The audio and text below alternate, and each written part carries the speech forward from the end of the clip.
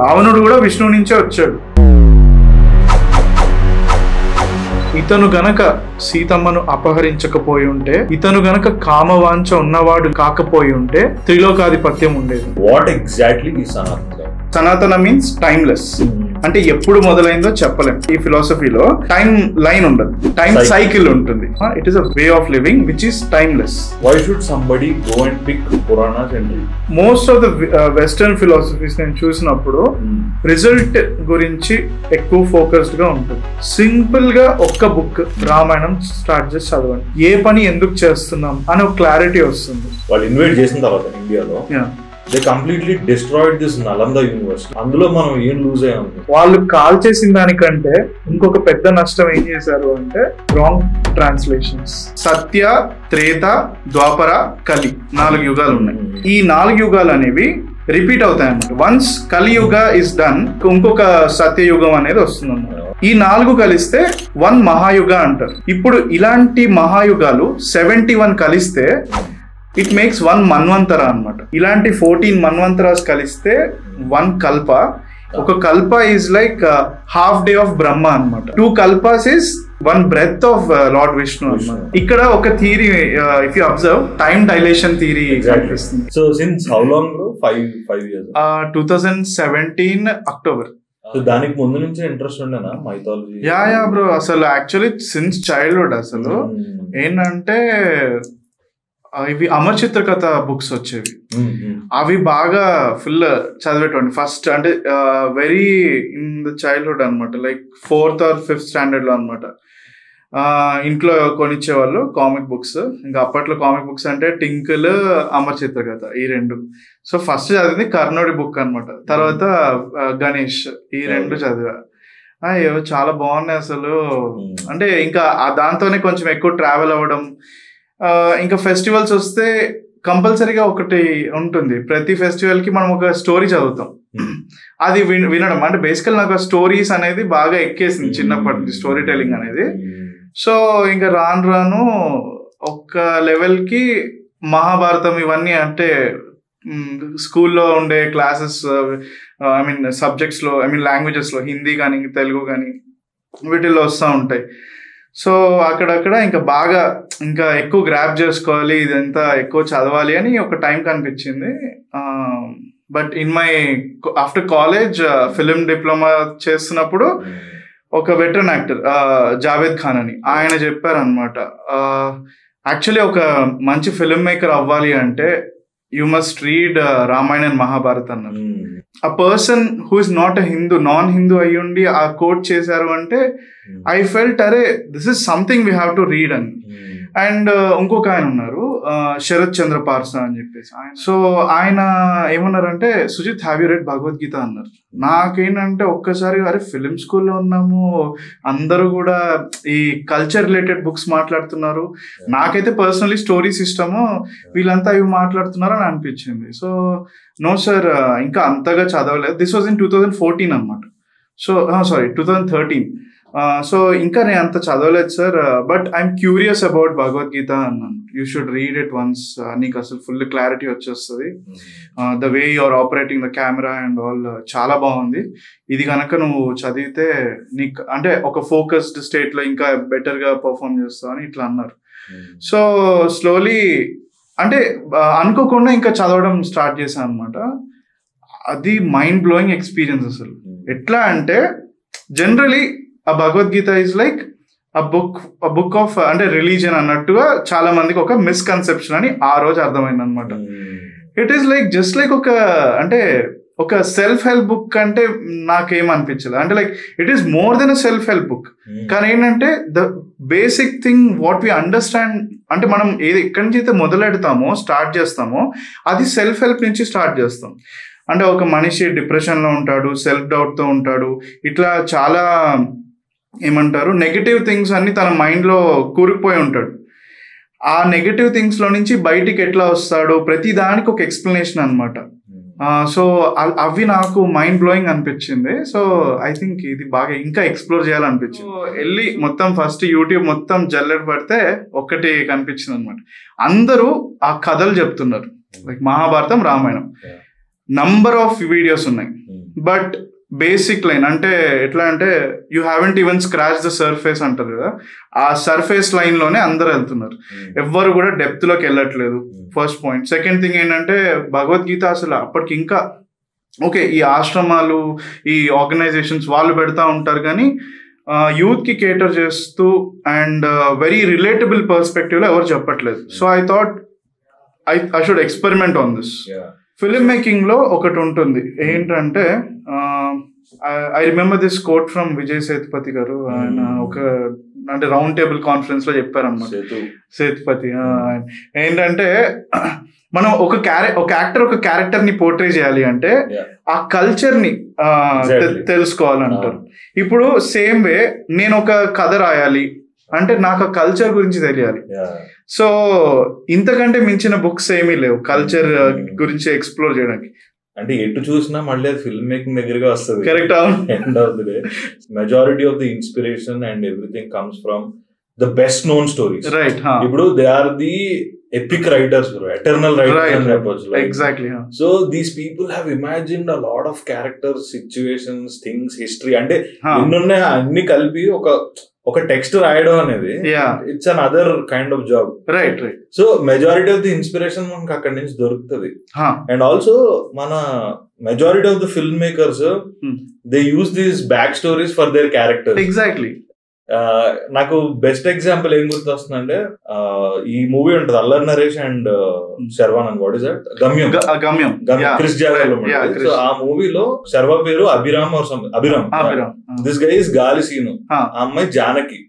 So ఇక్కడ relation ఏంటంటే అభిరామ్ అంటే రాముడు, జానకి అంటే సీత, దిస్ గై గాలి అంటే హనుమాన్ కాబట్టి Hanuman. So beautiful sub text లో. ఎగ్జాక్ట్లీ. మనకి చాలా మటుకు అంటే relatability like you know a film maker చూసినా కూడా వి ఫైండ్ సమ్ రెఫరెన్స్ అనమాట డైరెక్ట్ గా. అంటే కామన్ పీపుల్ కి ఏంటంటే ఎప్పుడైతే ఒక డైలాగ్ పరంగా ఉంటుందో అది వాడికి అర్థమైపోతుంది. కానీ if you read the story, ఆ స్టోరీలో చదివిన దాన్ని అది ఎట్లా ఉంటుందంటే అరే క్యారెక్టరైజేషన్ అక్కడి నుంచి తీసుకున్నారు. ఇప్పుడు ego like he's fighting for his wife అన్నప్పుడు మనం ఆబ్వియస్లీ రాముడిని చూస్తాము. And he's fighting for his brothers అన్నప్పుడు అర్జునుడిని చూస్తాము. అండ్ తనకి హెల్ప్ చేసిన వాడికి తిరిగి ఏదో ఒకటి చేయాలి అంటే though he's a bad guy, నేను వాడి వైపు నిలబడతాను అన్నప్పుడు కర్ణుడిని మనం చూస్తాము. సో అలా ఒక అంటే ఇదంతా కూడా ఏంటంటే మనం పెరిగిన అంటే మన ఇండియాలో మొత్తం అంతా కూడా ఇవే కథలు వచ్చాయి కదా. So it becomes our culture. Recent times లో లాస్ట్ 1 year కాంటెంట్ క్రియేటర్స్ బయటకు వచ్చి they started talking about spirituality, Hinduism not as a religion but as a cultural spread throughout the place. Ancient times లోనే highest consciousness గురించి ఏం మాట్లాడారు, XYZ అని చాలా చెప్తున్నారు. There's a bunch of information. But to start with on the basic level, ఇప్పుడు సనాతన ధర్మ అంటారు. So what exactly is సనాతన ధర్మ? సనాతన మీన్స్ టైమ్లెస్. అంటే ఎప్పుడు మొదలైందో చెప్పలేం అది. అండ్ ధర్మ ఇస్ అది కాంటెక్స్ట్ బట్టి మారుతుంది. బట్ ఈ when you say Sanatana Dharma it is a way of living అంటారు. Way of living which is timeless. మనం జనరల్ గా టైం లైన్ అంటామా, టైం సైకిల్ అంటామా? టైం లైన్స్ అంటాం. రెగ్యులర్. ఇది మనకి ఎక్కడి నుంచి వచ్చింది? Modern science, western notions. ఇంకా కరెక్ట్ గా చెప్పాలంటే మోడర్న్ సైన్స్. సనాతన ధర్మ అనే కాన్సెప్ట్ లో ఈ ఫిలాసఫీలో టైం లైన్ ఉండదు, టైం సైకిల్ ఉంటుంది. సో ఏమవుతుందంటే ఏ టైం సైకిల్ ఎప్పుడు మొదలైందో తెలియదు. వి కాల్ ఇట్ కల్పాస్ అనమాట. అంటే ఇది కొంచెం ఎలాబరేట్ గా చెప్పాలి. ఒకటి సత్య, త్రేత, ద్వాపర, కలి, 4 యుగాలు ఉన్నాయి. సత్యయుగంలో లైక్ హిరణ్యాక్ష, హిరణ్యకశిపు ఈ రాక్షసులు ఉంటారు. అండ్ త్రేతాయుగంలో రావణాసురుడు, కుంభకర్ణుడు వీళ్ళున్నారు. అండ్ ద్వాపర యుగంలో హూ వాజ్ దేర్, దుర్యోధన. అది ఇప్పుడు వీళ్ళందరినీ అంతం చేయడానికి వాళ్ళ విష్ణు వేరే వేరే రూపాల్లో వచ్చారు. Like incarnations, avatars. Varaha, Lakshmi Narasimhaswamy. And త్రేతాయుగంలో రాముడు. అండ్ ద్వాపర యుగంలో కృష్ణుడిగా వచ్చి హీ గైడెడ్. అండ్ ఇప్పుడు కలిలో హీస్ గోయింగ్ టు బికమ్ కల్కి అని అంటారు. సో ఈ 4 యుగాలు అనేవి రిపీట్ అవుతాయి అనమాట. వన్స్ కలియుగ is done again there is going to be అంటే ఇంకొక సత్యయుగం అనేది వస్తుంది అనమాట. ఈ సత్యయుగాన్ని కృతయుగం అని కూడా అంటారు. సో ఇది సైకిల్లో నడుస్తుంది. ఈ 4 కలిస్తే 1 మహాయుగ అంటారు. 1 మహాయుగ. ఇప్పుడు ఇలాంటి మహాయుగాలు 71 కలిస్తే ఇట్ మేక్స్ 1 మన్వంతర అనమాట. ఇలాంటి 14 మన్వంతరాస్ కలిస్తే 1 కల్ప. ఈ 14 మన్వంతరాస్ కి ఒక మను అనే ఒక రూలర్ వస్తాడు అనమాట. సో మనం మనుషులం అంటాం కదా, మనుకి పుట్టిన సంతానం అంతా మనుషులు. That is the notation. ఇలా 14 మనూస్ వస్తారనమాట. ఈ 14 మనూస్ 14 మన్వంతరాస్ కి పాలకులుగా ఉంటారు. ఈ 14 మన్వంతరాస్ అంతా అయిపోతే ఒక కల్పం అయిపోయింది. ఒక kalpa is like half day of Brahma అనమాట. యా అది. And 2 kalpas is one breath of lord Vishnu అనమాట. సో ఆయన ఇట్లా అనేసరికి అయిపోయాయి అంతే. అది. సో ఇక్కడ ఒక theory, if you observe, time dilation theory కనిపిస్తుంది ఇన్సెప్షన్ మూవీలో మనం చూసింది. ఈ టైం సైకిల్ అనేది ఇట్లా ఉంటుంది అనమాట. ఇప్పుడు ఇలాంటి కల్పాలు 30 పైన ఉంటాయి అనమాట. సో ఒక్కొక్క కల్పం నడుస్తూ ఉంటుంది. అంటే ఇట్స్ లైక్ అ సైకిల్ అనమాట. So that is why it is called time cycle. So అందుకని ఏమవుతుందంటే టైమ్లెస్ అంటే టైం ఇమ్మెమోరియల్ అంటారు. ఎప్పుడు మొదలైందో చెప్పలేనిది కానీ ఎప్పటి నుంచో ఉంది. సో దట్స్ వాట్ ఈస్ సనాతన ధర్మ. అంటే ఇందులో వచ్చేసి ఏంటంటే ఇప్పుడు ఇందులో ఏముంటాయి కాంటెంట్స్ అని అంటే, ఫస్ట్ థింగ్ ఇస్ ఒక మనిషి ఎలా ఉండాలి, బీట్ ఒక హౌస్ హోల్డర్ కావచ్చు, ఒక సన్యాసి కావచ్చు, ఒక రాజు, ఒక బిజినెస్ మ్యాన్, ఒక ఫార్మర్, ప్రతి ఒక్కరికి కూడా how he has to be, what are his duties, ఇలా ఉంటాయి అన్నమాట. అండ్ ఇంకొక క్లారిటీ ఏంటంటే ఆల్ దీస్ థింగ్స్ ఇవన్నీ కూడా by birth you are this అనేది డిఫైన్ చేయవు. నువ్వు అంటే ఇప్పుడు ఇవాళ నా స్ట్రెంగ్త్ వచ్చేసి writing and writing content as of now, and I'm a very good cameraman, ఇవి నా స్కిల్స్. సో ఇప్పుడు ఇది నా ఆక్యుపేషన్ అవుతుంది. I will be known by occupation. Similarly you might have some other skill. So ఈ స్కిల్తో you will be known. Same thing అప్పటి నుంచి కూడా అదే అనమాట. ఇఫ్ అ పర్సన్ అంటే తను వేదాలు బాగా చదివగలిగితే హీ కెన్ బికమ్ అ బ్రాహ్మణ. ఇఫ్ అతనికి అంటే రూలింగ్ కేపబిలిటీ ఉంటే he can become a king, లేదంటే సబార్డినేట్ ఆఫ్ అ కింగ్, సేనాధిపతి, ఇట్లా ఏదైనా ఒకటి కావచ్చు అనమాట. డిపెండ్ ఇట్లా ఉంటుంది అనమాట. So there lot of things that we can grab from these books అని నాకైతే చదవగా నాకు అర్థమైంది. నేను రీసెంట్ గా ఒక ఆర్టికల్ లో చూసాను. బ్రిటిషర్స్ వాళ్ళు ఇన్వైట్ చేసిన తర్వాత ఇండియాలో they completely destroyed this Nalanda university. Right. Nalanda యూనివర్సిటీలో there are more than 8 lakh plus books or something, తాళపత్ర గ్రంథాలు. రైట్. సో అంటే different sciences and exploring different parts of science or anything. Right. So what do you think about this? Like అందులో మనం ఏం loose అయ్యాం? మనకి శాస్త్రాస్ అంటారు, subjects అన్నమాట. వీటిని శాస్త్రాస్ అన్నప్పుడు సబ్జెక్ట్స్ వస్తాయి. భూగోళ శాస్త్రం, రసాయన శాస్త్రం, ఇట్లాంటివన్నీ వస్తూ ఉంటాయి. సో వీటికి సంబంధించి చాలా బుక్స్ పోయాయి. ఇప్పుడు అంటే మనం కొన్ని రెఫర్ చేయగలం. లైక్ ఒకటి ఆయుర్వేదం, నెక్స్ట్ ధనుర్వేదం. ధనుర్వేదం is like military sciences. Okay. And ఇంకొకటి అఫ్ కోర్స్ అవి చాలా బర్న్ చేస్తారు. మనకి ఇప్పుడు ఉన్నవి కూడా చాలా తక్కువే. నేను అందుకే ఏమన్నా అంటే వాళ్ళు కాల్ చేసిన దానికంటే ఇంకొక పెద్ద నష్టం ఏం చేశారు అంటే రాంగ్ ట్రాన్స్లేషన్స్. ఇది చాలా ఓపెన్ ఫ్యాక్ట్. మ్యాక్స్ మ్యూలర్ అనే అతను ట్రాన్స్లేట్ చేశాడు. చాలా అంటే లైక్ సంస్కృతాన్ని ట్రాన్స్లేట్ చేయడం అంటే అంత ఈజీ టాస్క్ అయితే కాదు. ఒక్కొక్క పదానికి మల్టిపుల్ మీనింగ్స్ ఉంటాయి అన్నమాట. సో కాంటెక్స్ట్ మారిపోతూ ఉంటది. సో కాంటెక్స్ట్ కి తగ్గట్టుగా ఇది ఓన్లీ ఏంటంటే సంస్కృత్ పండిట్స్ మాత్రమే చెయ్యాలి. సో ఇది యాక్చువల్లీ పెద్ద నష్టం. అండ్ తాళపత్ర గ్రంథాలు ఇవన్నీ తగలబడిపోవడం, Nalanda university and Takshashila university, ఇట్లాంటివి చాలా మనం చాలా లూజ్ అయ్యాం. అది నోన్ ఫ్యాక్టే. ఒక దేశాన్ని నాశనం చేయాలి అంటే వాళ్ళ కల్చర్ మీద అటాక్ చేయాలి. అండ్ సెకండ్ థింగ్ ఈజ్ వాళ్ళ విలువలు, వాళ్ళ ఏమంటారు విద్యా సంపద, ఎడ్యుకేషనల్ నాలెడ్జ్, వీటి మీద దాడి చేయాలి. I will give you an example, existing example. గరుడ పురాణం అని ఉంది. అది అనంగానే ఫస్ట్ ఏం గుర్తొచ్చింది? గరుడ పురాణం కదా. ఏం దాంట్లో ఇంకా ఏం గుర్తొచ్చింది? శిక్షలు, ఆల్ దట్ హెల్ప్స్ కదా. కానీ ఐ విల్ టెల్ యూ, అది one of the sweetest book అనమాట. అస్సలు మైండ్ బ్లోయింగ్ ఉంటుంది అదైతే. అందులో ఔషధ మూలికల గురించి ఉంది. సో ఔషధ మూలికల గురించి ఉంది. అండ్ ఏ డిసీజ్ కి ఎట్లా ట్రీట్ చేయాలి, దగ్గు, జలుబు ఇట్లాంటివి ఉంటాయి అన్నమాట.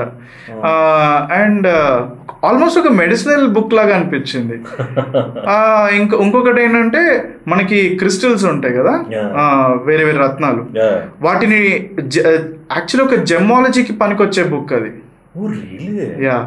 Basically Puranas are like 72 Puranas. అందులో 4 డివిజన్స్ లో 18 అట్లా చేశారు అనమాట, 4 18s. సో అందులో ఫస్ట్ 18 విచ్ ఇస్ మహాపురాణాస్. నేను ఇప్పుడు చెప్పిన దాంట్లో ఇది ఒకటి గరుడ పురాణం. ఇంకొకటి ఉంది స్కాంద పురాణం. ఇట్ ఈస్ లైక్ ఏంటంటే ఒక ఎలా చెప్పాలి, స్కాంద పురాణం అదేంటంటే ఒక అట్లస్ లాగా అనమాట. ఇప్పుడు ఎట్లా అంటే ఏ తీర్థ స్థలం, దాని ప్రత్యేకత ఏంటి, దాని బ్యాక్ స్టోరీ ఏంటి అని అట్లా ఉంటుంది. మీరు చెప్తున్నప్పుడు నాకు అర్థమైంది ఏంటంటే these scriptures what we are speaking about, అవి మన కాన్షియస్ లెవెల్ ని ఎన్హాన్స్ చేయడానికి ట్రై చేస్తున్నాయి. We can grab from it, understand and move forward. ఇప్పుడు మనకి మహాభారతం ఉంది, భగవద్గీత, రామాయణం, నాకు తెలిసిన మేజర్ అయితే ఈ 3. సో ఈ హ్యూమన్ కాన్షియస్నెస్ అనేది పెంచుకోవడానికి what are the elements or what are the things that these 3 books are saying? Okay, ఇప్పుడు ఈ 3 బుక్స్ గురించి నేను ఒక ఫస్ట్ ఒక పాయింట్ చెప్తా. ఇందాక నేను వదిలేసిన పాయింట్ ఏంటంటే ఇతిహాసం. ఇతిహాసం అంటే ఇది ఇలా జరిగింది అని చెప్తుంది అన్నమాట. సో వర్డ్ బ్రేక్ డౌన్ చేస్తే దాని మీనింగ్ అది. ఇది ఇలా జరిగింది. ఈ ఇతిహాస అనే కేటగిరీలోకి 2 వస్తాయి, రామాయణం, మహాభారతం. ఓకే, సో రామాయణం అంటే త్రేతాయుగంలో జరిగింది, మహాభారతం అంటే ద్వాపర యుగంలో జరిగింది.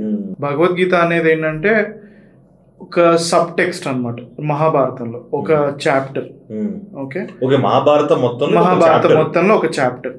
అది ఎప్పుడు అంటే యుద్ధం స్టార్ట్ అయ్యే ముందు, ఏదైతే కురుక్షేత్ర యుద్ధం ఉంటుందో దాని ముందు జరిగే చాప్టర్ అనమాట భగవద్గీత. ఇంకా కరెక్ట్ గా చెప్పాలంటే భగవంతుడు చెప్పిన గీత, లైక్ సాంగ్ ఆఫ్ గాడ్ అని ఇంగ్లీష్ లో ట్రాన్స్లేట్ చేస్తారు, మీనింగ్ ఆఫ్ ద వర్డ్. ఈ భగవద్గీతలో 3 కాన్సెప్ట్స్ ఉంటాయి. వన్ ఈస్ కర్మ యోగ, భక్తి యోగ, జ్ఞాన యోగ. 3 కాన్సెప్ట్స్, 18 చాప్టర్స్, 3 parts గా డివైడ్ అయ్యి 6 ఇట్లా డివైడ్ అయ్యి 3 parts గా ఉంటాయి. ఈ 3 మోక్ష మార్గాస్ అని అంటారు అనమాట. మన కాన్షియస్నెస్ తో కనెక్ట్ అవ్వడానికి, ఎలివేట్ చేసుకోవడానికి ఇవి 3 పద్ధతులు అనమాట. కర్మయోగ ఎవరికి అంటే ఒక నార్మల్ హౌస్ హోల్డర్, అంటే నార్మల్గా చిన్నప్పటి నుంచి చదువుకుని పెద్ద అయ్యి ఉద్యోగం చేసుకుని ఒక హౌస్ హోల్డర్గా సెటిల్ అయ్యి ఫ్యామిలీ ఏర్పరచుకొని ఇల్లు అన్ని, అలాంటి వాళ్ళకి కర్మయోగ అని ఉంటుంది. అంటే మనం చేసే ప్రతి దాంట్లో కూడా ఒక డివినిటీని గుర్తిస్తూ మనం చేసే ప్రతి యాక్షన్ కూడా ఆ డివినిటీ కోసమే అని గుర్తించడం is a process of karma yoga. So అందుకని ఏంటంటే ఇంపార్టెన్స్ ఆఫ్ కర్మ అనేది అది చూపిస్తుంది. అండ్ ఇందులోనే మనకి చాలా విషయాలు తెలుస్తాయి, నేను ఒక్కొక్కటిగా చెప్తాను. అండ్ సెకండ్ 6 చాప్టర్స్ భక్తి యోగ అన్నమాట. భక్తి అంటే ఏంటి, అసలు భక్తిలో ఎలా ఉంటారు, ఏమేమి చేయడం ద్వారా భక్తిని అచీవ్ చేయొచ్చు, మనిషిని లేకపోతే ఒక వేరే బీయింగ్స్ లైక్ యానిమల్స్, బర్డ్స్, వీటన్నిటి మీద మనం ఏం చూపిస్తాం, ప్రేమ చూపిస్తాం, ఎఫెక్షన్ ఉంటుంది. అది అలాంటి ఒక ఎఫెక్షన్ ఈ సుప్రీం కాన్షియస్నెస్ మీద చూపించినప్పుడు అది భక్తి అవుతుంది అనమాట. Meerabai. So Meerabai is example అనమాట ఫర్ అంటే proper definition who has followed bhakti yoga అనమాట. అలా ఇంకా కొంతమంది ఉంటారు, శబరి, డిఫరెంట్ యుగాస్ లో వేరే వేరే వాళ్ళు ఉంటారు అట్లా. అండ్ జ్ఞాన యోగ ఏంటంటే రీడింగ్ స్క్రిప్చర్స్ కావచ్చు, మన జ్ఞానం లెవెల్ని పెంచుకోవడం ద్వారా మనము ఆ సుప్రీం కాన్షియస్నెస్ని అర్థం చేసుకొని దాంతో కనెక్ట్ అవ్వడం is jnana yoga. Knowledge is divine. Knowledge is divine. So ఇప్పుడు ఏంటంటే ఇక్కడ ఈ 3 కాన్సెప్ట్స్ ఉన్నాయి కదా, అన్నిటికీ కూడా డెస్టినేషన్ ఒకటే, మోక్షం. మోక్షం అంటే ఏంటి అంటే యాజ్ పర్ సనాతన ఫిలాసఫీస్ ప్రతి జీవికి రీబర్త్ ఉంటుంది అన్నమాట. రీబర్త్ అనే కాన్సెప్ట్, అనే సైకిల్ ఉంటుంది. ఎప్పుడైతే మోక్షం అనే స్టేజ్ని అచీవ్ చేస్తామో దెన్ ద రీబర్త్ సైకిల్ అనేది డన్ అనమాట. Ultimate it is done. And ఏదైతే మనం ఆ సోల్ అంటాము, లేకపోతే ఆ కాన్షియస్నెస్ అంటాం, మన దగ్గర ఉన్న కాన్షియస్నెస్, అది ఆ చిన్న పార్టికల్ వెళ్ళి సుప్రీం కాన్షియస్నెస్ లో కలుస్తుంది.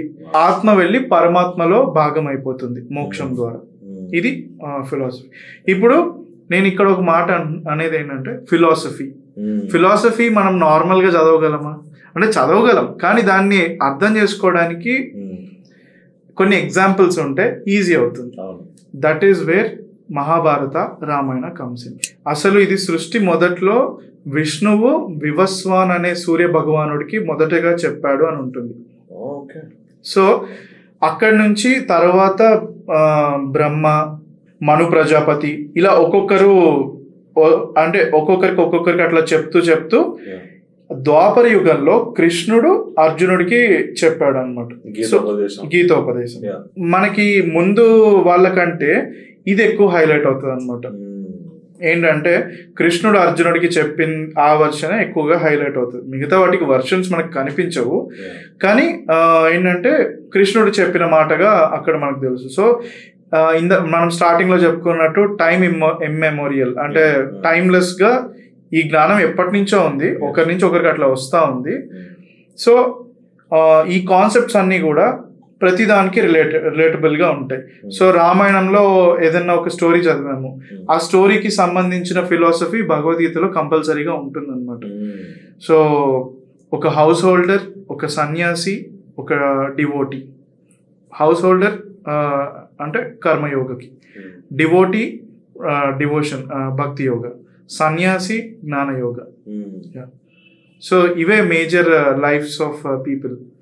సో వీళ్ళు చేసే పనులే కథల రూపంలో మనకి మహాభారతం అండ్ రామాయణంలో కనిపిస్తాయి కాబట్టి అర్థం చేసుకోవడానికి ఈజీగా ఉంటుంది. అండ్ కమింగ్ టు భాగవతం, ఒక చిన్న డెఫినేషన్ ఉంటుంది, అంటే వీటిని కోట్ చేయడానికి.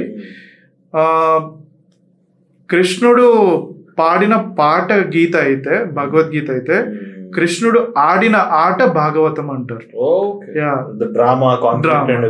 Everything says. సో అది ఇవన్నీ ఇలా నేర్చుకోవడం చాలా ఫన్ గా ఉంటుంది.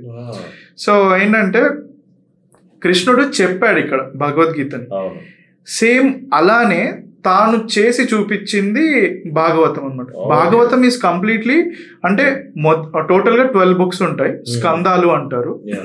క్రియేషన్ స్టార్ట్ అవ్వడం, దాన్ని మళ్ళీ అంటే ఎండ్ అయిపోయిన క్రియేషన్ మళ్ళీ మొదలు పెట్టడం, అండ్ ఏ దేవతలు ఉన్నారు వాళ్ళ కథలు, మహర్షులు వాళ్ళ కథలు, దశావతారాలు, మొత్తం అన్ని లైన్ గా వస్తూ కృష్ణుడి కథ వచ్చేసరికి లాస్ట్ 2 బుక్స్. సో డీటెయిల్ గా ఇంకా కృష్ణుడి కథ వచ్చేసరికి మనకి చాలా క్లారిటీస్ వస్తూ ఉంటాయి అనమాట. సో యాక్చువల్లీ భాగవతానికి ఒక పేరు ఉందన్నమాట, ఏంటంటే అన్ని పురాణాలు చదివే కంటే భాగవత పురాణం ఒక్కటి చదివితే చాలు అని.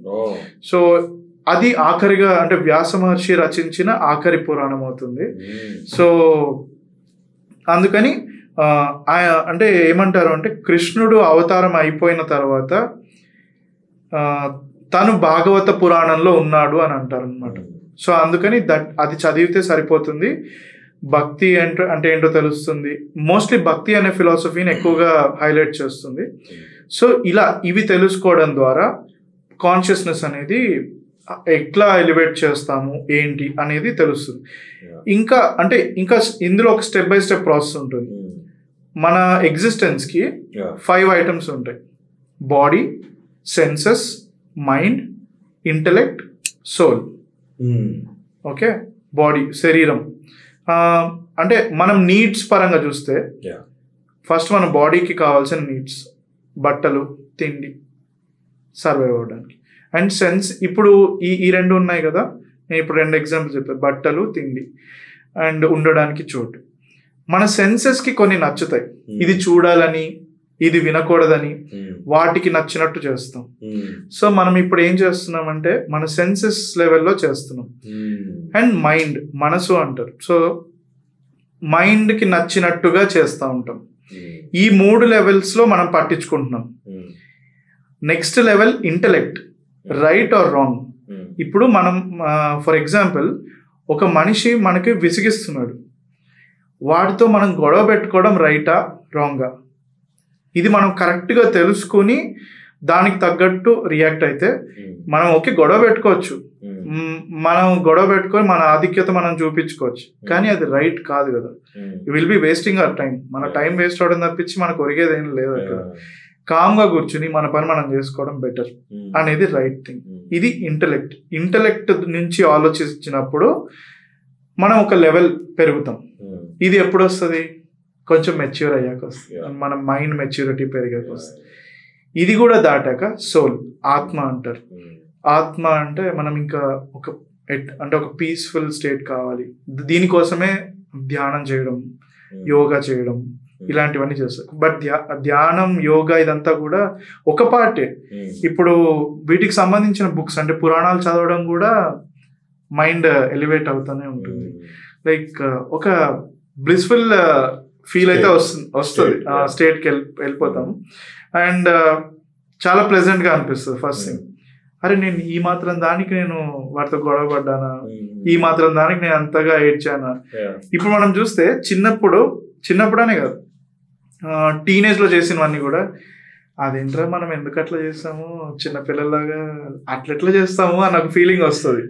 4 years బ్యాక్ 5 years మన ఫేస్బుక్ పోస్ట్ చాలా ఫన్నీగా అనిపిస్తుంది. Similar to that. ఏంటి అంత ఫులిష్ గా ఆలోచించావా అని ఒక ఫీలింగ్ వచ్చేస్తుంది. So happens every day bro. I think అది ఒక హ్యూమన్ ఎవల్యూషన్ ఒక పార్ట్. రైట్. ఇప్పుడు నిన్న రాసిన స్క్రిప్ట్ మనకి ఈ రోజుకి నచ్చదు. రైట్. సో మేబీ ఒక నెల క్రితం రాసిన మనకి ఇప్పుడు నచ్చొచ్చాము. We don't know. Right. Right. And also నువ్వు చెప్తున్నప్పుడు నాకు క్రాస్ ఓవర్ వచ్చింది. ఏంటంటే లూసీ మూవీ ఉంది కదా, స్కార్లెట్ జాన్సన్. క్లైమాక్స్ లో వేర్ మోర్గన్ ఫ్రీమన్ ఆఫ్ సైంటిస్టులు అందరూ కూర్చున్నప్పుడు షీ స్టార్ట్ స్పీకింగ్. ఒక పెన్ ఇలా గాల్లోకి వదిలి matter విడిపోయినప్పుడు 1+1 is never 2. We always thought it was 2, but 1+1 go up to infinity. Handle అన్నప్పుడు ఒక రెప్టైల్ ఫార్మేషన్ రావడం అండ్ దీస్ థింగ్స్ నో చెప్తున్నప్పుడు నాకు అదే స్ట్రైక్ అయింది. The higher level of consciousness you achieve, the peaceful your life will be. Right. And the more productive will be. And ఇక్కడ చాలా మంచి పాయింట్ చెప్పావు విఘ్నేష్. యాక్చువల్లీ నేను ఒకటి చెప్పాలి. చాలా మంది ఇది కామన్ గా దసరా వస్తే కామన్ గా నేను చాలా మంది వాట్సాప్ స్టేటస్ లో చూస్తా ఉన్నా, మనలో ఉన్న రావణుడు ని అంతం చేసినప్పుడు మనలో ఉన్న రాముడు గెలుస్తాడు, ఇట్లా కొన్ని కొటేషన్స్ ఉంటాయి వాట్సాప్ యూనివర్సిటీ. బట్ యాక్చువల్లీ దీనికి సంబంధించింది ఒకటి ఉందన్నమాట. ఈ రావణాసురుడు అనే అతను అంటే త్రేతాయుగంలో పెద్ద అసురుడు, రాక్షసుడు అని తెలుసు. Okay, gangster. సో అలాంటి వ్యక్తి ఎక్కడి నుంచి వచ్చాడు అని చూస్తే, ఒకప్పుడు విష్ణువుని ద్వారపాలకులు జయ విజయ అని 2 ఉన్నారు. అందులో వీళ్ళు ఏం చేశారు అంటే, అక్కడికి బ్రహ్మ ఫస్ట్ సృష్టించిన 4 చిన్న చిన్న పిల్లల్ని సృష్టిస్తాడు అనమాట. వాళ్ళని మానస పుత్రులు అంటారు. సనక, సనంద, సనత్ కుమార, సనత్ సుజాత అని ఇట్లా 4 ఉంటారు. చూడడానికి చిన్న పిల్లలాగా బేబీస్ లా ఉంటారు, కానీ వాళ్ళు ఎన్లైటెడ్ సోల్స్ అన్నమాట. వాళ్ళు పుట్టంగానే ఎంత ఎన్లైటైన్మెంట్ అంటే, నాకు ఈ ఫ్యామిలీ లైఫ్ ఇవేమొద్దు, సంసార బాధలు ఏమొద్దు, నేను వెళ్ళిపోయి డైరెక్ట్ గా మేము విష్ణు దగ్గరికి వెళ్తాము, అదే కదా ఫైనల్ గోల్, అంటే కనెక్టింగ్ విత్ సుప్రీం కాన్షియస్నెస్, అక్కడికే వెళ్తామని చెప్పి వాళ్ళు వెళ్తారనమాట. వెళ్తే విష్ణు దగ్గరికి వెళ్తే అక్కడ ద్వారపాలకులు 2 ఉండి, ఫస్ట్ మీరు చిన్నపిల్లలు మీరేంటి ఇక్కడికి వచ్చారు, మీరు వెళ్ళండి, మీ ఇళ్ళకి వెళ్ళండి అని చెప్పి అట్లా మాట్లాడతారు అనమాట. మమ్మల్ని పట్టుకుని నువ్వు అంత మాట అంటావా అని చెప్పేసి, మేము జ్ఞానోదయం పొందిన వాళ్ళం అని చెప్పి శపిస్తారనమాట. ఇదంతా కూడా యాక్చువల్లీ విష్ణు పరిమితిలోనే జరుగుతూ ఉంటుంది. For a reason, everything has a reason. అంటే ఇఫ్ ఐ స్టార్ట్ టెల్లింగ్ ఎట్లా అంటే మొత్తం 1 గంట సేపు ఇది చెప్పగలను. బట్ ఏంటంటే ఓవరాల్ ద జిస్ట్ ఏంటంటే వాళ్ళు చెప్పిస్తారు, మీరు మమ్మల్ని లోపలికి వెళ్ళనివ్వట్లేదు అండ్ మీరు విష్ణువుకి దగ్గరగా ఉన్నారనే అహంకారంతో ప్రవర్తించారు కాబట్టి అదే విష్ణువుకి మీరు దూరం అవుతారు 3 జన్మలు అని. దీనికి కపుల్ ఆఫ్ వర్షన్స్ ఉన్నాయి. Different Puranas have different versions. Like 7 years మీరు భక్తులుగా ఉండొచ్చు, లేదంటే 3 years శత్రువులుగా ఉండొచ్చు అని. సో ఈ స్టోరీలో ఇప్పుడు ఏంటంటే ఫైనలీ వాళ్ళు ఏమైనా యాక్సెప్ట్ చేస్తారంటే ఓకే మేము 3 జన్మలకి దూరంగా ఉంటాము అని అంటారు. ఈ 3 జన్మల్లో ఫస్ట్ జన్మ ఇస్ హిరణ్యాక్ష హిరణ్యకశిపులుగా ఉంటారు. అండ్ సెకండ్ జన్మలో రావణ కుంభకర్ణ, థర్డ్ జన్మలో శిశుపాల దంతవక్ర వీళ్ళగా ఉంటారు. సో ఇప్పుడు ఏంటంటే స్పిరిచువల్ కోణంలో చూస్తే ఇది ఆధ్యాత్మ రామాయణం అనే ఒక బుక్ లో ఉంటుంది. సో రావణుడు కూడా విష్ణువుని అంటే ఎలా చెప్పాలి అంటే వీటిని అన్నీ కూడా విష్ణువు నుంచే ఎమినేట్ అవుతాయి, అన్ని ఆయన నుంచే వచ్చాయని అంటారు. సో అలా ఎమినేట్ అయిన పార్టికల్స్ లో డివినిటీ ఉంటుంది. అలా పార్టికల్స్ లో వచ్చిన వాళ్ళు జయ విజయ. సో విష్ణు అని ఏమంటారు ఒక అంశలాగా చెప్తారు అన్నమాట. సో రావణుడు కూడా విష్ణువు నుంచే వచ్చాడు, కానీ బికాస్ ఆఫ్ హిస్ అంటే గుణాస్ వి సీ అంటే అతనిలో ఉన్న నెగటివిటీ కనిపిస్తుంది. ఈ నెగటివిటీ అంటే నెగటివిటీని అసురి లక్షణాలు అంటారు. ఈ నెగటివ్ క్వాలిటీస్ ని మనము సర్పాస్ చేసి మనలో ఉన్న పాజిటివ్ క్వాలిటీస్ ని అంటే సత్వగుణాలు గుడ్నెస్ దాని వైపు మనం ఎక్కువ పెంచుకున్నట్టయితే మనలో ఉన్న రావణుడు అంతమయ్యి మనలో ఉన్న రాముడు గెలుస్తాడు. అది యాక్చువల్ గా ఉన్న పాయింట్. ఇప్పుడు this is the same thing మన అంటే కాన్షియస్నెస్ ఎలివేట్ అవ్వడం అనమాట. సో ఫస్ట్ ఈ గుణాస్ అనే దాన్ని మనం అధిగమించి వెళ్ళాలి. ఆ తర్వాత ఇట్లా అలా ఒక్కొక్క స్టేజెస్ ఉంటాయి. ఇట్ ఇస్ అంటే చదవడానికి చాలా బాగుంటుంది, ఎక్స్పీరియన్స్ చేసినప్పుడు కూడా బాగుంటుంది. Exactly bro. జనరల్ గా చిన్నప్పటి నుంచి ఎక్కువగా మనం వినే స్టోరీ ఏది ఉంటుందంటే మెజారిటీ రామాయణం ఉంటుంది. బికాజ్ సినిమాలు అవ్వచ్చు వాట్ ఎవర్ బయట జనాలు మాట్లాడేది ఎస్పెషల్లీ రాముడు సీత ఈ క్యారెక్టర్స్ గురించి ఎక్కువ మాట్లాడుతూ ఉంటుంది, రైట్? సో నాకు బేసిక్ గా ఈ స్టోరీ పరంగా నాకు కొన్ని డౌట్స్ అనమాట. ఏంటంటే రాముడు అయోధ్య అనే ప్లేస్ లో పుట్టాడు కదా. సో అక్కడి నుంచి డౌన్ సౌత్ వస్తున్నప్పుడు అరణ్యవాసానికి వచ్చినప్పుడు సమ్వేర్ భద్రాచలం నియర్ ఆ ప్లేస్ లో ఎక్కడో సీతను ఎత్తుకెళ్ళిపోయాడు రావణ, దండకారణ్యం, కిడ్నాప్. సో ఈ కిడ్నాప్ అయ్యే టైంలో ఈ టైం గ్యాప్ లో వాట్ డిడ్ దే డూ? ఒకటేంటంటే ఇక్కడ వనవాసం అని ఉంటుంది. వనవాసం అనే కాన్సెప్ట్ ఏంటంటే అడవుల్లో ఉండాలి, అక్కడ మహర్షులని కలుస్తూ ఉంటారు, ఋషులు మహర్షులు ఉంటారు. అందులో నోటెడ్ గా ఏంటంటే భరద్వాజ్ మహర్షి and Agastya Maharshi, Atri Muni and వాళ్ళ వైఫ్ అనసూయ అన్నమాట. సో ఇట్లా కొంతమంది కలుసుకోవడం, వాళ్ళతో అంటే ఇంటరాక్షన్స్ ఉంటాయి. అదొకటే కాకుండా ఈ అడవులు అంటే మహర్షులు ఋషులు మాత్రమే కాకుండా అసురులు రాక్షసులు కూడా ఉంటారు అనమాట. వీళ్ళు అడ్డుపడతా ఉంటారు వాళ్ళు చేసే యాగాలు తపస్సులకి, అవి జరగకుండా వీళ్ళు ఆపుతా ఉంటారు. కాబట్టి వాళ్ళకి ప్రొటెక్షన్ గా రాముడు లక్ష్మణుడు వాళ్ళని అంతం చేస్తూ ఉంటారు. బేసికలీ అవతారం అనే కాన్సెప్ట్ ఎట్లా ఉంటుందంటే భగవద్గీత చాలా నోన్ శ్లోక అన్నమాట. ఏంటి? యదా యదా హి ధర్మస్య గ్లానిర్భవతి భారత అభ్యుత్థానం అధర్మస్య తదాత్మానం సృజామ్యహం పరిత్రాణాయ సాధూనాం వినాశాయ చ దుష్కృతాం ధర్మ సంస్థాపనార్థాయ సంభవామి యుగే యుగే. లైక్ ఎప్పుడైతే ధర్మం గతి తప్పుతుందో అధర్మం విజృంభిస్తుందో నన్ను నేను అవతరించుకుంటాను, మంచి వాళ్ళను కాపాడి దుష్టులను శిక్షించి మళ్ళీ బ్యాలెన్స్ తీసుకొస్తాను అని అది భగవద్గీత శ్లోకం. సో ఇప్పుడు ఇదే పర్పస్ లో ఈ మహర్షులను కాపాడడం, వాళ్ళు చేసే తపస్సులు యాగాలు ఇవన్నీ జరిగేలాగా చూడటం, ఇవన్నీ కూడా విష్ణుని అవతారాలు రెస్పాన్సిబిలిటీస్ గా ఉంటాయి. సో ఈ రెస్పాన్సిబిలిటీస్ లో ఈ అసురుల్ని అంతం చేస్తూ ఉంటాడు అనమాట. మహర్షులను కలిసినప్పుడు వాళ్ళ నుంచి విషయాలు తెలుసుకోవడం, వెరీ వెరీ ప్రొడక్టివ్ డిస్కషన్స్ ఉంటాయి. Gaining knowledge. నేను ఒక థియరీ ఉన్నాను తెలుసా అంటే, లైక్ రాముడు ఈ నడిచెల్లే ఈ గ్యాప్ లో, ఈ అరణ్యవాసం టైం పీరియడ్ లో, that he use to educate tribal people. Okay.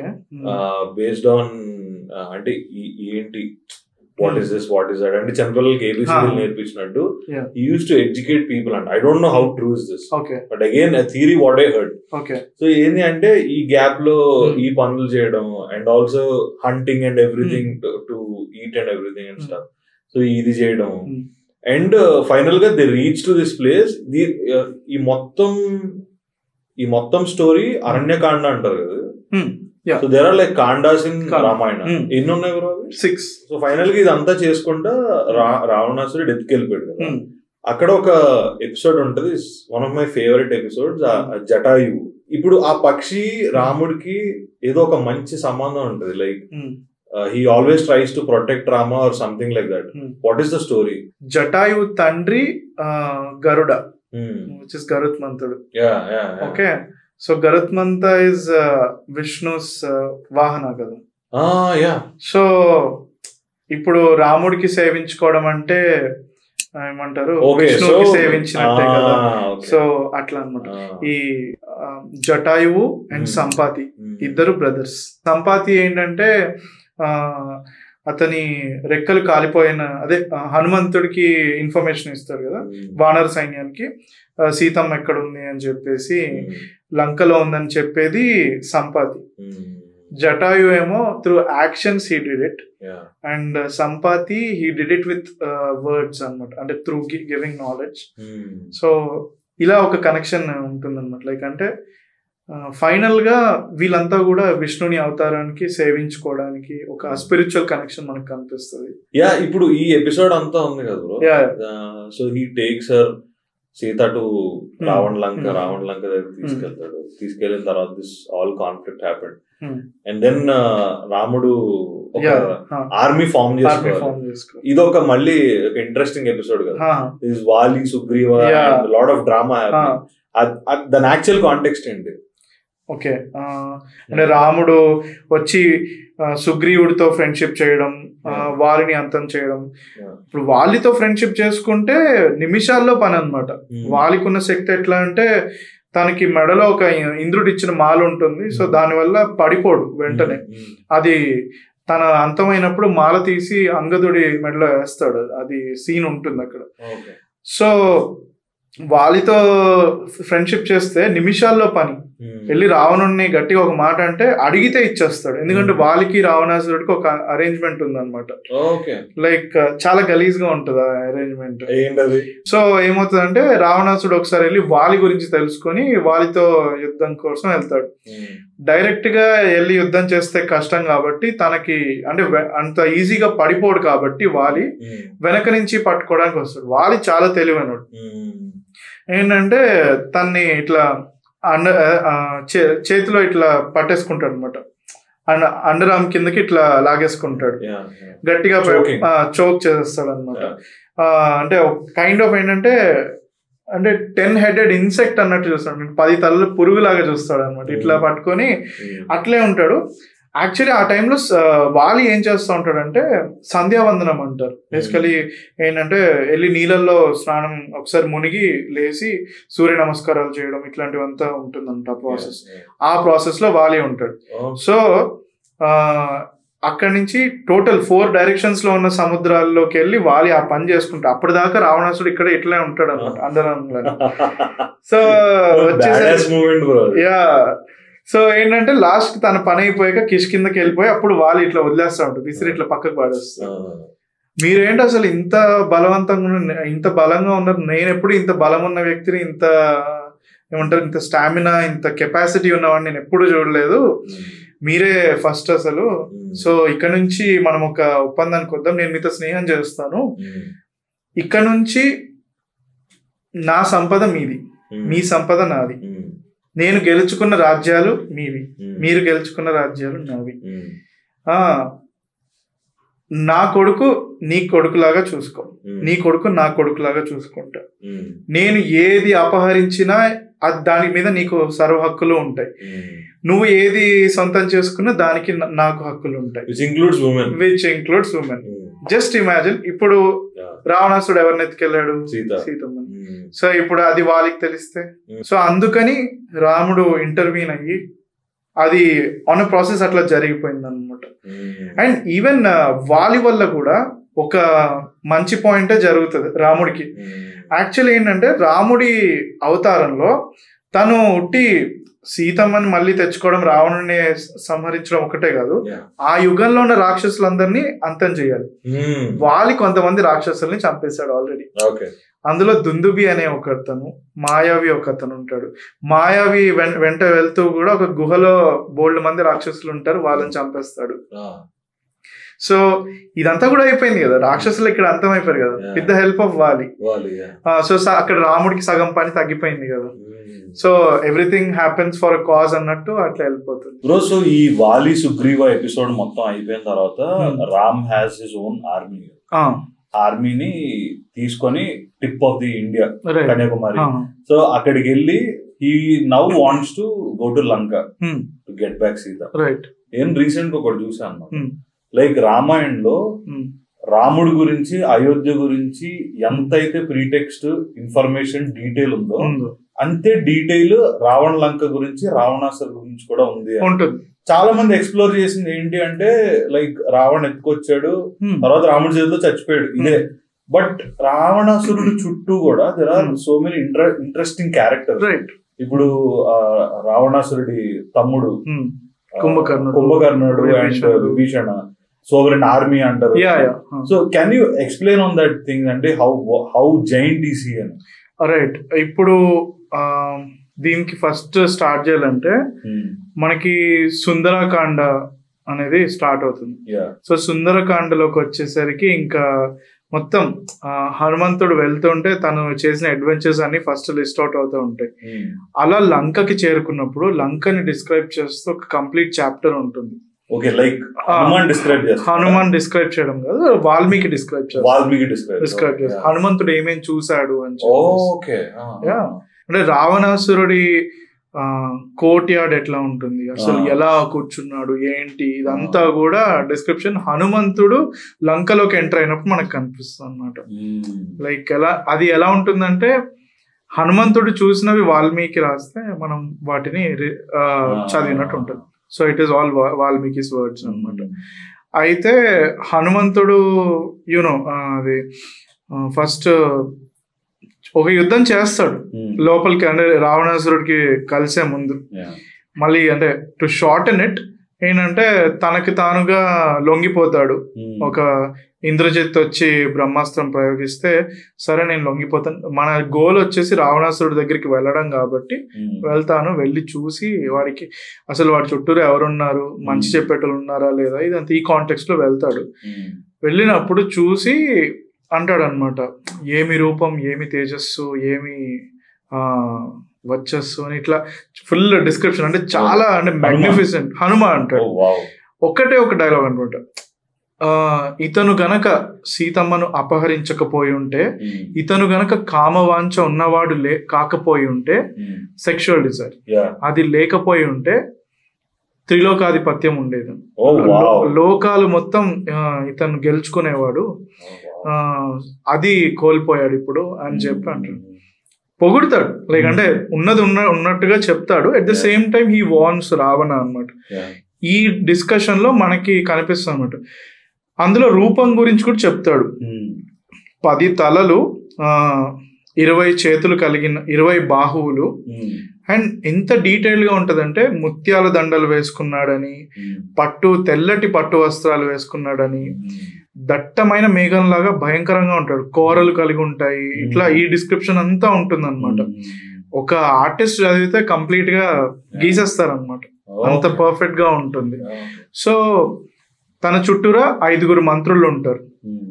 ఈ మంత్రుల పిల్లలు ఆల్రెడీ రావణాసురుడు హనుమంతుడు యుద్ధం చేసి ఈ ముందు ఇన్సిడెంట్ లో చంపేస్తాడు అనమాట.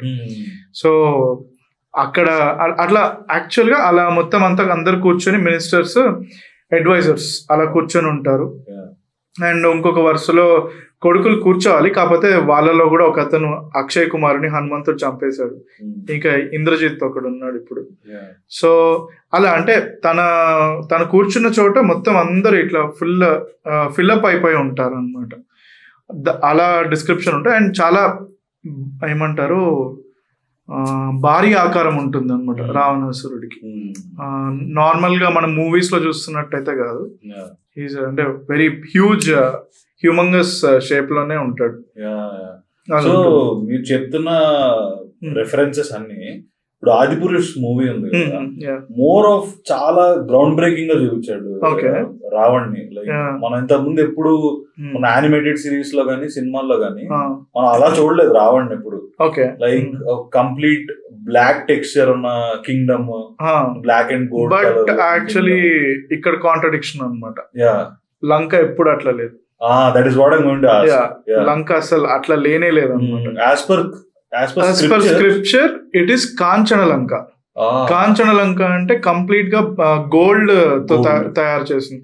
అక్కడ ఎలా ఉంటది అంటే స్తంభాలు ఏమంటారు ఒక గోల్డ్ ప్లేటింగ్ అంటారు కదా, గోల్డ్ ప్లేటింగ్ చేసి ఉంచి బంగారు అంతా దానికి బంగారు పూత అంతా ఉండి బంగారు స్తంభాలు అయి ఉండి దానికి రత్నాలు మణిమాణిక్యాలన్నీ పొదిగి ఉంటాయి అన్నమాట. లైక్ ఎచ్చింగ్ చేస్తుంటాయి అన్నమాట. ఈ డీటెయిల్ మనకి ఎక్కడ కనిపిస్తుంది అంటే లంకకి డిస్క్రిప్షన్ ఉంటుంది అన్నమాట, Ravana లంకకి.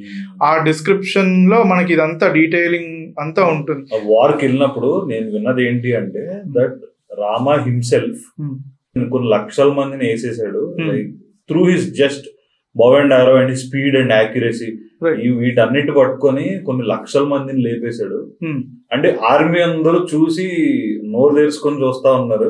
Can you explain on that? దానికంటే ముందు రెఫరెన్స్ నేను చెప్తాను. ఏంటంటే అరణ్యకాండలో ఎప్పుడైతే శూర్పణఖ వస్తుందో ఇది actually most under rated and చాలా మంది ఫిల్మ్ మేకర్స్ టచ్ చేయని పాయింట్ అనమాట. ఈ అంటే మనకి మూవీస్ లో చాలా వరకు ఈ ఎపిసోడ్ మనకి చూపించారు. ఏంటంటే శూర్పణఖ వచ్చేసి రాముడిని పెళ్లి చేసుకోమని అడగడం, వాళ్ళు కాదనడం, అంత అయిపోయాక ముక్కు తెగుతుంది, చెవులు తెగుతాయి, వెళ్ళిపోయి రావణాసురుడి దగ్గర డైరెక్ట్ వెళ్ళిపోయిందని చూపిస్తారు. అది పాయింట్ కాదు. అంటే if it is Valmiki Ramayana, that is not the actual story. So Valmiki రామాయణంలో ఏంటంటే ఫస్ట్ ఆమె అడిగింది, వీళ్ళు కాదన్నారు. ఒకరొకరు డైరెక్ట్ గా నో చెప్పకుండా తనకు తానే నో చెప్పుకుని వెళ్ళిపోయేలా చేశారు. బట్ ఏంటంటే the reason is Sita was అంటే సీత ఉంది కాబట్టి కదా నువ్వు నన్ను నువ్వు నా దగ్గరికి రావట్లేదు, సీతని తినేస్తాను అని శూర్పణఖ అంటే. రాక్షసస్ ఎట్లా అంటే వాళ్ళు నరమాంసం తినేటోళ్ళు, క్యానిబల్స్. సో నేను సీతని తినేస్తానని చెప్పి మీదకి దూకపోతుంటే రాముడు ఆజ్ఞాపిస్తాడు, లక్ష్మణుడు ముక్కు చెవులు నరికేసి పంపిస్తాడు యాజ్ అ పనిష్మెంట్. సో అది ఆవిడ వెళ్ళి ఎక్కడికి వెళ్తుంది అంటే కరా దూషణ అని ఇద్దరి దగ్గరికి వెళ్తారు అనమాట. కరా దూషణ, త్రిశిర అని ముగ్గురు ఉంటారు. అందులో వీళ్ళిద్దరు కరా దూషణ ఇద్దరు హెడ్ అనమాట. వీళ్ళిద్దరు కూడా శూర్పణఖకి అన్నలే అనమాట. యా, వీళ్ళ వీళ్ళ ఏమంటారు ప్రస్తావన ఎక్కడ ఎక్కువగా రాదు. కానీ ఏమవుతుందంటే ఇలా చెప్తే నేను ఇలా అడిగాను, మొత్తం ఇన్సిడెంట్ అంతా ఎక్స్ప్లెయిన్ చేస్తుంది. ఇక్కడ యాజ్ ఇట్ ఈస్ గా ఎక్స్ప్లెయిన్ చేస్తుంది, అబద్ధం చెప్పదు. శూర్పణఖ మొత్తం చెప్పంగానే అదేంటిది నా చెల్లెలు కోరుకున్నది వాళ్ళు ఎట్లా కాదంటారు అని చెప్పి 14,000 మందిని మొత్తం సైన్యం అంతటిని తీసుకెళ్తారు అనమాట. 72 minutes, 1.5 ముహూర్తం అంటారు అనమాట. 72 minutes లో 14,000 మంది జస్ట్ రాముడు ఒక్కడేసిన బాణాలకి అది. సో దీనికి నెక్స్ట్ లెవెల్ యుద్ధకాండలో మనకు కనిపిస్తుంది అనమాట. అందుకు వాళ్ళు అవి చూసి అంటారనమాట, అదే మనము రాముడి వైపు ఉన్నాం కాబట్టి సరిపోయింది, అదే రాముడి వైపు కాకుండా అవతల వైపు ఉండుంటే మనం తట్టుకోలేము అని అందరూ ఆశ్చర్యపోతారు అనమాట. సో ఈ కరాదూషణ ఎపిసోడ్ లో ఏంటంటే 1.5 ముహూర్త కాలంలో వీళ్ళంతా అంతమైపోయారు. ఇప్పుడు నేనేం చేయాలని శూర్పణఖకి అర్థం కాదు. ఇది ఇలా అయ్యే పని కాదు. రావణాసురుడికి వెళ్ళి నేను సేమ్ ఇదే నిజం చెప్తే ఇదే పని చేస్తాడు. ఇలా కాదు, తనకి నచ్చిన విషయం చెప్తాను. సీత అంటే తనకి ఇష్టం. సో సీతని నీ కోసం నేను చూశాను, చాలా అతిలోక సుందరిలా ఉంది. నువ్వు తనని గెలుచుకుంటే ఈ మొత్తం భూమి మీద ఉన్న నీకు 3 లోకాలు అన్ని దక్కేస్తాయి, అంత అందంగా ఉందంటారు. సో తనలోని డిజైర్ ని మేల్కొల్పుతుంది. That is the reason why Ravana goes. And అలా జరుగుతుంది అనమాట episode. So total context of Ramayana తీసుకుంటే ఇప్పుడు రాముడు ఈ వార్ అయిపోయిన తర్వాత కూడా ఒక అగ్నిలోకి వెళ్ళమని చెప్తాడు సీతని. దాని తర్వాత అగైన్ ఆమె బయటకు వచ్చేసాక మళ్ళీ అయోధ్య వెళ్తారు, లవ్ కుశలు, ఇదంతా వేరే వేరే వేరే స్టోరీ. యాక్చువల్లీ ఎప్పుడైతే అయోధ్య దాకా వచ్చేస్తారో అక్కడతో వాల్మీకి రామాయణం అయిపోయింది. ఓకే. యా, లవకుశల మెన్షన్ బాలకాండ అంటే స్టార్టింగ్ లో కూడా ఉంటుంది కొద్దిగా, లైక్ అంటే చిల్డ్రన్ ఆఫ్ రామ అని చెప్పేసి అలా ఉంటుంది. కానీ ఏంటంటే మనం ఏదైతే ఆఫ్టర్ స్టోరీ అంటే ఆఫ్టర్ రాముడు రాజు అయిన తర్వాత నుంచి ఉండే స్టోరీ అంతా కూడా మనకి పద్మపురాణం ఉత్తరాఖండలోనే ఉంటుంది అనమాట. సో ఆన్ హోల్ రామాయణంలో నాకు ఇంకొక బాగా నచ్చే ఒక థీమ్ ఏంటంటే there is a crazy love story. అంటే ఒక beautiful love story between Rama and Sita. And చాలా మంది చూపించారు కానీ ఇట్ లుక్ స్టిల్ ఫ్రెష్. నాకు బాగా ఇష్టమైంది ఏంటి అంటే యానిమేటెడ్ రామాయణం వచ్చింది Japanese. That is the most apt adaptation అని చెప్పాలి అసలు. That is beautiful. అంటే ఇప్పటికి చూసినా కూడా అంటే రాముడు అంటే నిజంగా రాముడు లాగా సీత లాగా those characters we can actually imagine వీళ్ళు ఇలా ఉండేటోళ్ళేమో అని. And which gets me to a point, ఇప్పుడు చాలా ఇంట్లో మనం ఫోటోలు చూస్తాం, దేవుళ్ళు అంటే చాలా రెగ్యులర్ గా కూర్చొని ఉంటారు. బట్ యాక్చువల్ రామ డిస్క్రిప్షన్ మనం చూస్తే హీస్ అ వారియర్. లైక్ ఒక కంప్లీట్ హెయిర్ ఉండి beard guy who has like stout body, 6 feet tall ఉండి. సో ఈ డెపిక్షన్ తగ్గిపోవడం వల్ల ఈ depiction the real Rama who he is అనేది జనాల్లోకి వెళ్ళకపోవడం వల్ల యాక్చువల్ ట్రూత్ అనేది జనాలు తెలియట్లేదు. రైట్. ఇప్పుడు ఏమవుతుందంటే ఒక బుక్ ఉంది, ఇప్పుడు రామాయణమే తీసుకుందాము. ఆ బుక్ మనం చదవనంత వరకు మన మైండ్ ఏంటంటే మనకు చూసే వాటిని నమ్మేటట్టు చేస్తుంది. ఇప్పుడు మనం ఏంటంటే మనం చూసే ఫొటోస్ కానీ మూవీస్ అన్నిట్లో కానీ బాగా సినిమాటిక్ గా ప్రెజెంట్ చేయడం వల్ల రాముడు ఏంటి గడ్డం లేకుండా మీసాలు లేకుండా నీలిమేఘ శ్యాముడు అది okay, that is okay. But ఏంటంటే మిగతా అవన్నీ కూడా అంటే గడ్డం లేదు అవన్నీ అనేది కరెక్ట్ కాదు. అంటే if you see the book పరంగా చెప్తున్నాను, పర్సనల్ ఒపీనియన్ కాదు. ఎందుకు అంటే బుక్ లో అరణ్యకాండలో ఉంటుంది సీతమ్మని వెతుకుతూ తన వాలకం ఎలా అయిపోయాడు అని చెప్పి క్లియర్ వర్ణన ఉంటుంది. అండ్ నేను ఒక ఆర్టిస్ట్ ని కూడా చూసాను, ఆయన దీన్ని ప్రాపర్ గా డ్రా చేశారు ఆ రెఫరెన్సెస్ తో, యాజ్ పర్ వర్సెస్, పద్యాలు శ్లోకాలతో రెఫరెన్సెస్ గా తీసుకొని జట్టలు కట్టేసిన జుట్టు. అండ్ ఇట్లా ఉంటుంది అనమాట. బెరడుతో చేసిన దుస్తులు ఉంటాయి అనమాట. అంటే బెరడు అంటే నార దుస్తులు అంటాం. ఇవాళకి మనకి భద్రాచలంలో నార చీరలు అని అమ్ముతారు. ఓకే. సో అండ్ జుట్టు ఏంటంటే ఇప్పుడు ఫ్రీగా వదిలేస్తే అది బాగా ఏమంటారు ఎగురుతా ఉంటుంది. సో రాముడు లక్ష్మణుడు ఏం చేస్తారంటే జిల్లేడు పాలు ఉంటుంది, అది తీసుకుని జుట్టుకు పూసుకుంటారు అనమాట. సో మనం ఎప్పుడైనా మూవీస్ లో చూసినా ఎక్కడ చూసినా కూడా మహర్షులు ఇట్లా జుట్టు చాలా దగ్గరగానే ఉంటుంది, ఎట్లా మొత్తం అంతా ఫ్రిజీగా ఎగిరిపోదు. అట్లా ఆ జట్టలు కట్టుకుంటూ అది ఎగరకుండా మెయింటైన్ చేయడానికి జిల్లేడు పాలు వాడతారు అనమాట. సో ఆ డిస్క్రిప్షన్ ఎక్కడ వస్తుంది అంటే మనకి అయోధ్య కాండలో వాళ్ళు వెళ్ళిపోతుంటే వస్తుంది అనమాట. కానీ ఇదంతా కూడా మనకి ఏంటంటే చదివితేనే తెలుస్తుంది. But if you just listen to somebody else's words అయితే అయ్యే పని కాదు. Every step of Baahubali 1 and 2 మన ఈ అమరేంద్ర బాహుబలి క్యారెక్టర్ ఎగ్జాక్ట్ గా రాముడు క్యారెక్టర్ అటు ఇటు తేడా లేకుండా. And Rajamouli he himself told that many times. నాకు రాముడు క్యారెక్టర్ నుంచి తీసుకున్నది ఆయన ఒకటి చెప్తారు బ్రో, మీరు విన్నారు లేదు, నేను రాముడు అనే క్యారెక్టర్ ఎందుకు అంత ఇన్ఫ్లుయెన్షియల్ అనేది నాకు నేను వేసుకున్న థియరీ ఏంటి అంటే, రాముడు అనే ఒక సాఫ్ట్ సౌమ్యన్ క్యారెక్టర్ ని క్రియేట్ చేసి చుట్టుపక్కల ఒక మాస్ హీరో లాంటి వాళ్ళు ఎలివేషన్ ఇస్తా ఉంటే రాముడు అనే క్యారెక్టర్ ఇంకా ఎలివేట్ అవుతాడు. కాబట్టి he always applies to his heroes in this film. And every step of bro. ఇప్పుడు ఫస్ట్ టైం మాహిష్మతి గేట్లు ఓపెన్ చేసినప్పుడు ఒక హ్యూజ్ స్ట్రక్చర్ కనిపిస్తాయి మనకి. నాకు చూస్తే నాకు అయోధ్య అనే ఫీలింగ్ కొడతా ఉంటది. అప్పట్లో ఇలా ఉండేదేమో, ఎక్కడో చూసాడేమో, ఆయన పిక్చర్లు చూసి ఇలా చేసాడేమో.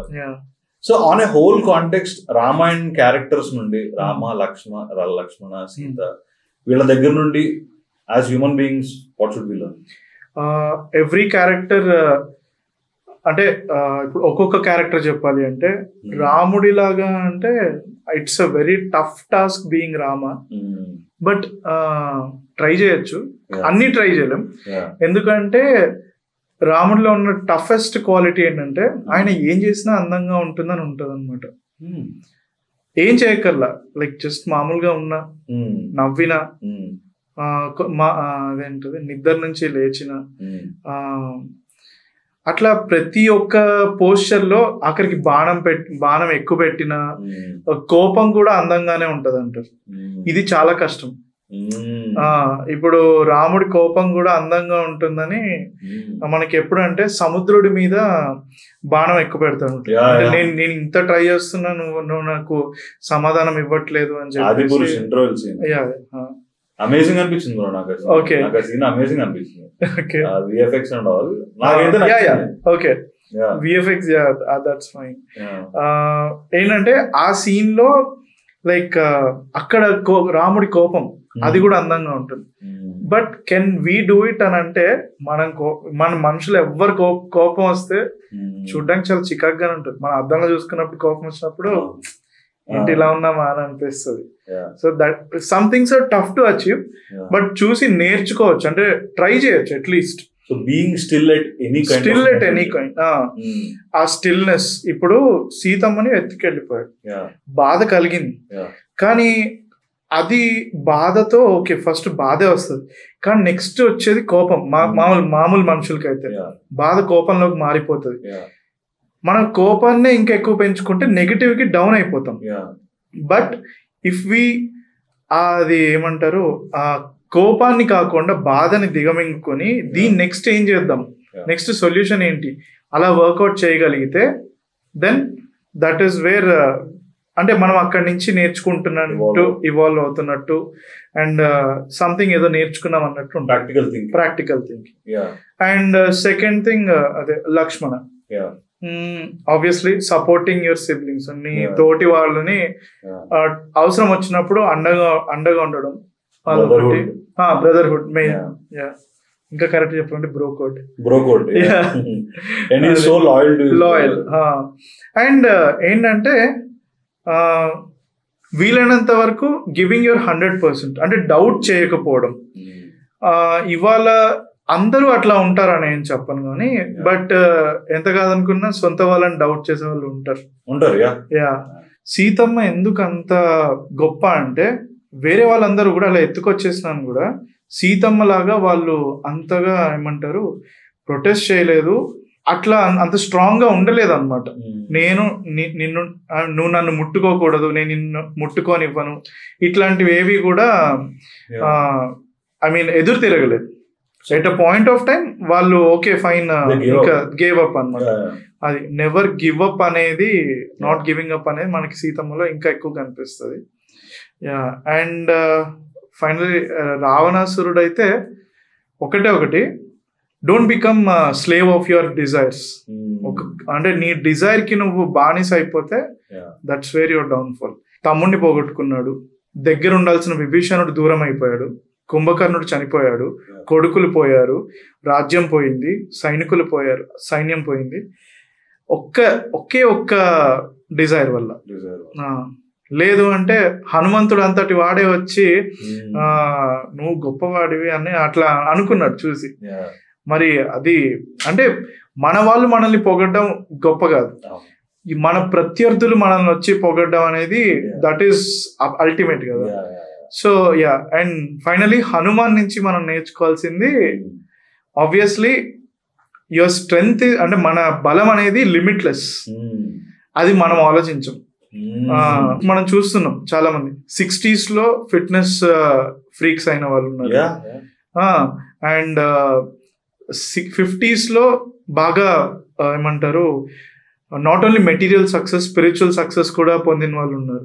అట్ యంగ్ ఏజ్ లో వాళ్ళు కూడా ఉన్నారు. సో ఏంటంటే మనల్ని మనం ఎక్స్ప్లోర్ చేయనంత వరకు మన సత్తా ఏంటో మనకు తెలియదు. ఒకవేళ జాంబవంతుడు చెప్పకపోయి ఉంటే, చెప్పిన మాట హనుమంతుడికి తెలియకపోయి ఉంటే తన బలం ఏంటో తనకు తెలిసి ఉండేది కదా. అండ్ ఇంకొకటి ఏంటంటే హనుమంతుడిలో మనం గమనించని పాయింట్, ఇప్పుడు నేను మామూలుగా మన డే టు డే లైఫ్ తో రిలేట్ చేసి చెప్తాను ఇది. ఇప్పుడు ఇంట్లో మనకు ఒక పని చెప్పారు, లైక్ ఎక్కడికైనా వెళ్ళి ఏదైనా తీసుకురా అని చెప్పి, అదే షాప్కి వెళ్ళి తీసుకురా అని చెప్పి ఒక పని అప్ప చెప్పారు. జనరల్ గా ఏం చేస్తారు, ఎవరైనా సరే వెళ్ళిపోయి ఆ ఐటమ్ తీసుకుని వచ్చేస్తారు. అక్కడికి వెళ్ళి అంటే ఆ ఐటమ్ తీసుకున్న తర్వాత సపోజ్ ఏదో ఒకటి మ్యాగీ ప్యాకెట్ ఏదో ఒకటి అవ్వచ్చు, అది తీసుకొని కాల్ చేసి ఇంకేమైనా అవసరం ఉన్నాయా, ఇంకా తీసుకురానా అని ఎంతమంది అడుగుతారు? They will be couple of, అంటే ఉన్న వాళ్ళల్లో కొంతమంది ఉంటారు, ఉండరని కాదు. ఇది యాక్చువల్లీ హనుమాన్ అనమాట. ఎలాగంటే ఇప్పుడు రాముడు ఏం చెప్పాడు, వానర సైన్యాన్ని పంపించి సీతమ్మని చూడు అని చూసి జాడ తెలుసుకుని రా అన్నాడు. జాడ తెలుసుకొని రమ్మన్నాడు. హనుమంతుడు ఏం చేశాడు అంటే వెళ్ళాడు, ఫస్ట్ సీతమ్మని కలిశాడు, చూశాడు, ఓకే అయింది. తర్వాత ఏమన్నాడంటే 4 ఉపాయాలు ఉన్నాయి, సామ దాన భేద దండోపాయాలు. ఈ 4 పాయింట్స్ తో రావణాసురుడిని కలవాలి. సామం అంటే మంచిగా చెప్పి చూడడం, మాట్లాడి చూడడం. ఇది వీళ్ళు అసురులు కాబట్టి వీళ్ళకి మాటలతో తెగదు. దానం అంటే ఇంకా ఏదైనా గిఫ్ట్ ఇచ్చి కాంచన లంక ఉంది, పుష్పక విమానం ఉంది, ఇలాంటి రావణుడికి ఇంకా నేనేమి ఇవ్వగలను, సో నేను దానం చేయడానికి ఏమీ లేదు. అండ్ భేదం అంటే వీళ్ళని విడగొట్టడం, ఇది అయ్యే పని కాదు. 4th దండన.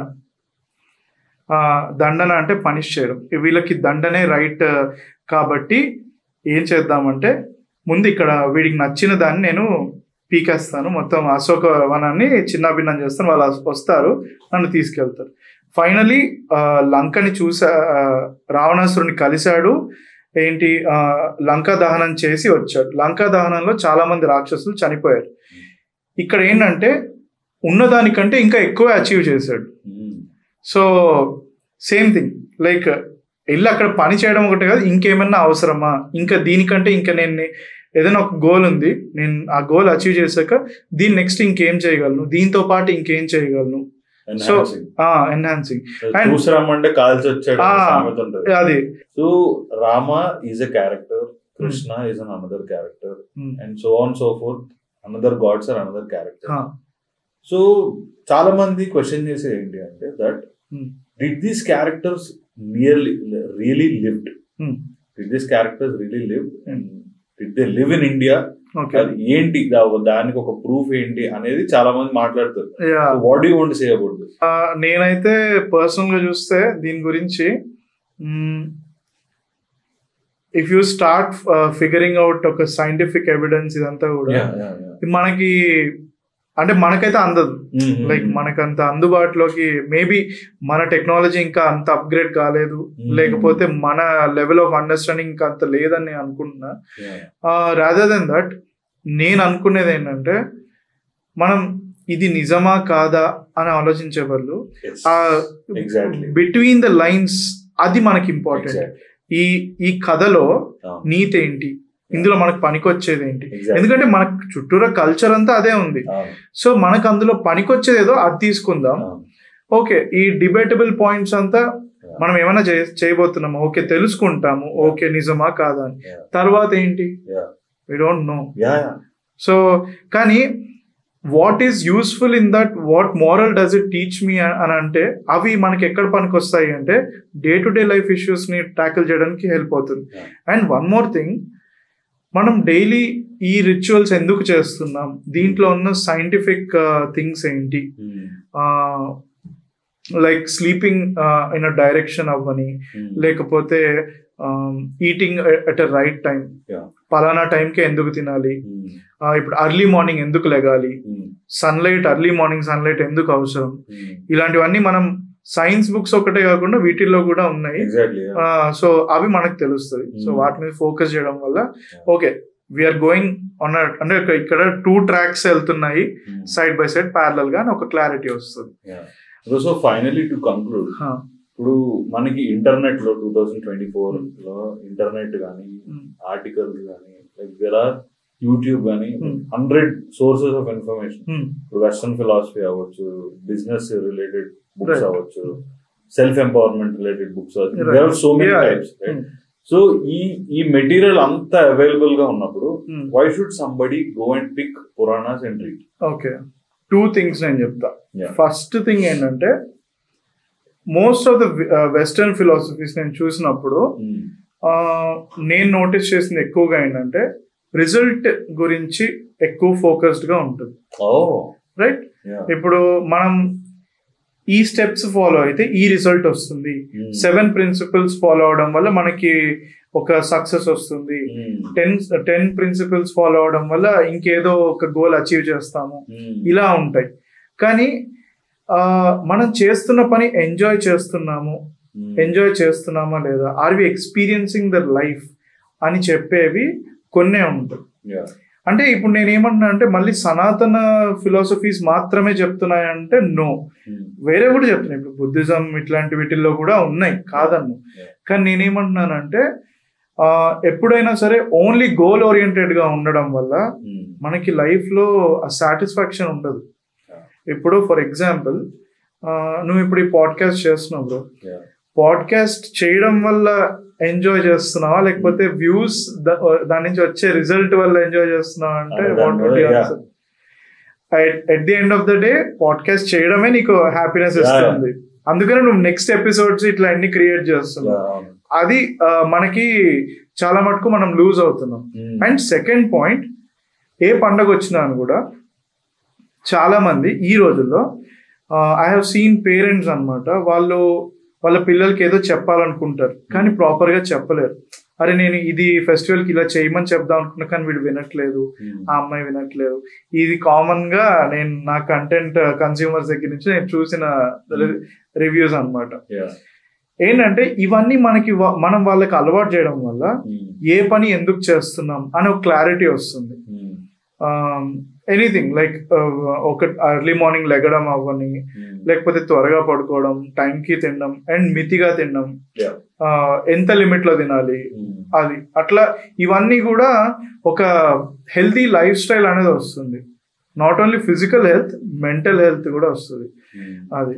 సో వీటికి మనకి హెల్ప్ అవుతుంది and it makes our life peaceful. అది చాలు కదా. అండ్ రిజల్ట్స్ మనం ఎంత సంపాదించినా ఎన్ని కొనుక్కున్నా అవన్నీ కూడా మనకి at the end of the day కొన్నాళ్ళ తర్వాత అంటే హ్యాపీనెస్ ఉండదని కాదు, అది టెంపరీ హ్యాపీనెస్ అవుతుంది. అదొక లిమిటేషన్ ఉంటుంది దానికి. బట్ నేను ఇలా ఉన్నాను, నా హ్యాపీనెస్ నాలోనే ఉంది అని అది గుర్తించడంలో అది లైఫ్ లాంగ్ ఉంటుంది. అది మనం దేనికి వరి అవ్వకపోవడమే కదా అసలైంది కావాల్సింది, అది వస్తే ఇంకా చాలు కదా. సో అది మనకి స్క్రిప్చర్స్ నుంచి వస్తాయి అనమాట.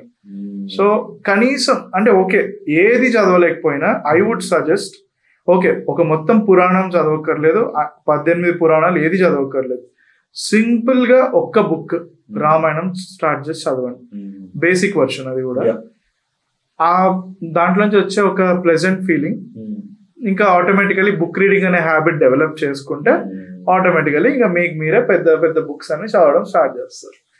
ఇది నా పర్సనల్ నేను ఎక్స్పీరియన్స్ చేశాను.